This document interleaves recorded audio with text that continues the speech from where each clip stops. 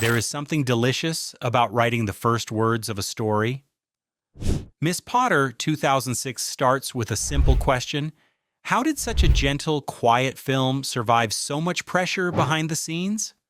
Miss Potter wasn't just a soft biographical drama about a beloved author. It was a fragile production, balancing history, emotion, and enormous expectation. What audiences didn't know is how often things nearly unraveled. Financing shifted, creative decisions clashed, locations resisted control, and the emotional weight of portraying a real woman's inner life pressed on everyone involved. This film looks calm. It was not calm to make. In this video, we're revealing 15 hidden details about Miss Potter, the moments of tension, risk, and quiet chaos that shaped what ended up on screen. And stay to the end, because the bonus detail explains why this film feels emotionally complete in a way most biographies never do. Let's begin.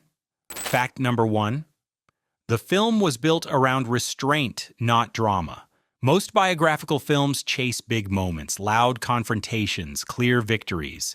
Miss Potter does the opposite.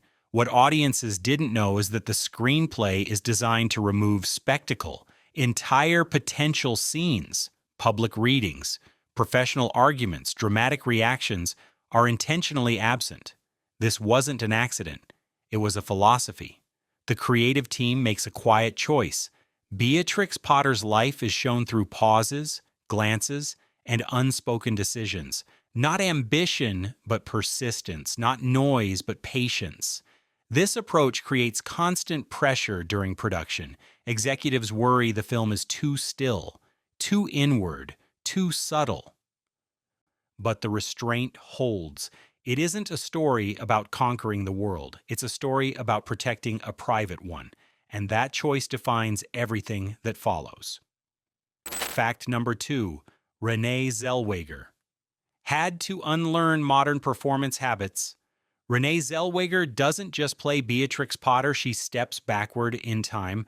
What audiences didn't know is how much performance adjustment this role demands. Facial expression, posture, pacing, everything is dialed down. Victorian restraint isn't decorative, it's behavioral. During early rehearsals, scenes are softened again and again. Emotions are trimmed, not heightened. Reactions are delayed, words are swallowed. It isn't about acting less, it's about acting contained. The challenge is enormous.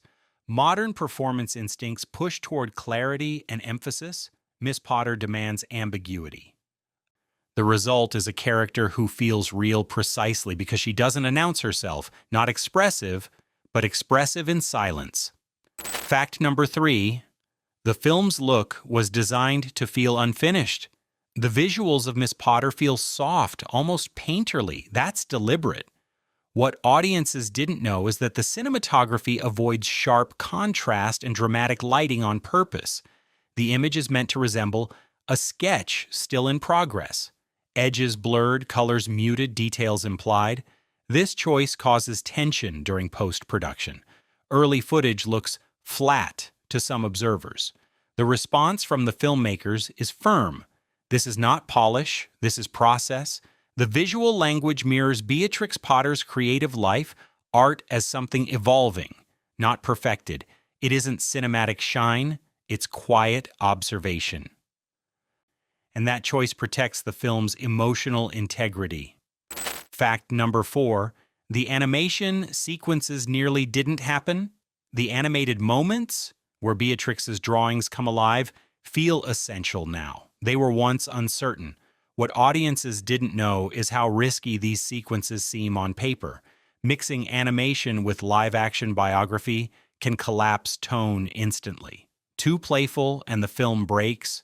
Too realistic and the magic disappears. Early tests are debated intensely. Scale, movement, timing, all adjusted repeatedly. The goal isn't spectacle, it's intimacy. The animation doesn't interrupt the story, it reveals her inner world. Not fantasy, but imagination visualized. These sequences survive because they're treated as emotional extensions, not visual tricks. Fact number 5. Ewan McGregor's role was intentionally underplayed. Ewan McGregor's presence is gentle, almost deceptively simple. What audiences didn't know is that his role is carefully minimized in structure. The story resists turning him into a dominating figure or dramatic engine. Scenes are trimmed to avoid imbalance. Dialogue is softened. Emotional beats are restrained. This is not a romance that overtakes the subject. It's a relationship that supports her center, not passion, but partnership. The restraint keeps the film from becoming a conventional love story, and that choice preserves Beatrix Potter's autonomy. Fact number 6. The film avoids clear villains on purpose. There is no obvious antagonist in Miss Potter. That's intentional. What audiences didn't know is how carefully conflict is distributed. Publishers aren't cruel, family isn't oppressive, society isn't monstrous. Instead, resistance appears as systems, not people, tradition, expectation, convention.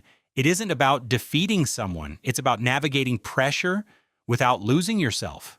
This decision frustrates some early viewers expecting sharper tension, but the film holds its ground. Quiet resistance becomes the drama. Fact number 7. Historical accuracy was balanced against emotional truth. The film follows history closely but not obsessively. What audiences didn't know is how often factual details are weighed against emotional clarity. Dates shift slightly, events compress, conversations merge, not to distort history, but to protect its spirit. The goal isn't a timeline, it's a lived experience. This balance prevents the film from becoming educational instead of emotional. Not documentation, but interpretation. Fact number 8. Locations were chosen for mood, not precision. Many locations in Miss Potter are selected for atmosphere rather than exact geography. What audiences didn't know is that some sites are chosen because they feel correct. Light quality, natural quiet, spatial intimacy matter more than exact replication. This approach creates a cohesive emotional landscape. It isn't about where events happened. It's about how they felt. The countryside becomes a character, not accurate, but truthful. Fact number 9. Silence is used as a narrative tool. Long stretches of Miss Potter breathe without dialogue. What audiences didn't know is how intentional this is. Silence replaces exposition, looks replace explanations. Editors resist the urge to fill space with music or narration. The quiet is allowed to exist.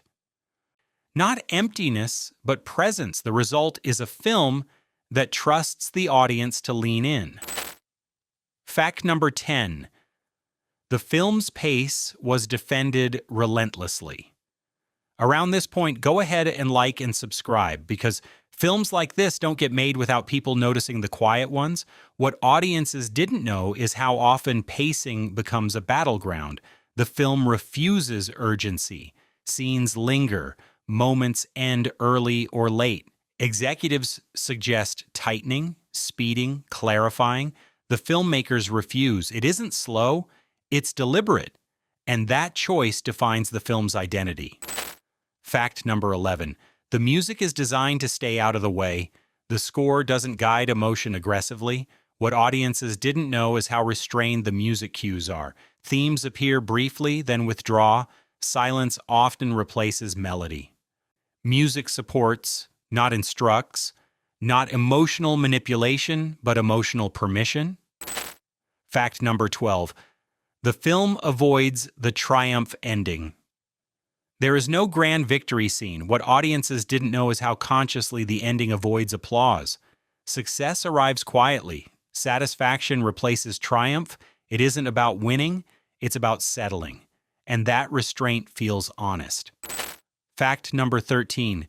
Beatrix Potter is shown as practical, not dreamy. The film resists turning Beatrix Potter into a purely whimsical figure. What audiences didn't know is how deliberately the script emphasizes her discipline. Meetings matter, contracts matter, follow-through matters. Creativity here is treated as labor, not inspiration alone.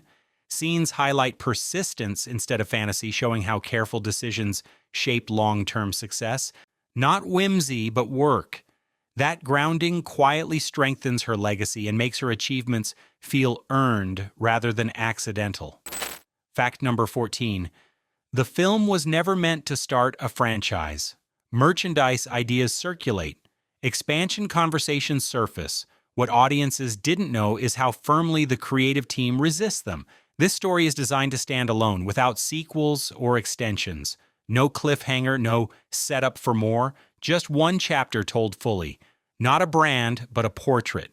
That restraint protects the film's emotional honesty and allows it to end exactly where it should. Fact number 15. The film's gentleness is its most radical choice. In an era of loud, declarative biographies, Miss Potter whispers, what audiences didn't know is how unusual that choice is. The film refuses grand gestures and dramatic excess, trusting quiet moments instead. Emotion arrives softly and stays, not spectacle, but sincerity. That gentleness becomes its boldest statement, allowing the story to linger long after louder films fade. Bonus fact. The film's emotional closure comes from what it refuses to show. The most surprising truth is what Miss Potter leaves out. What audiences didn't know is that the film gains power through omission, no extended legacy montage, no sweeping summary. Life continues. Quietly, that restraint gives the story dignity. Final reflection. Miss Potter proves that impact doesn't require noise. Its legacy lives in patience, restraint, and respect for its subject. If you enjoyed uncovering these hidden details, subscribe and share, because some stories deserve to be told softly, not louder, just clearer.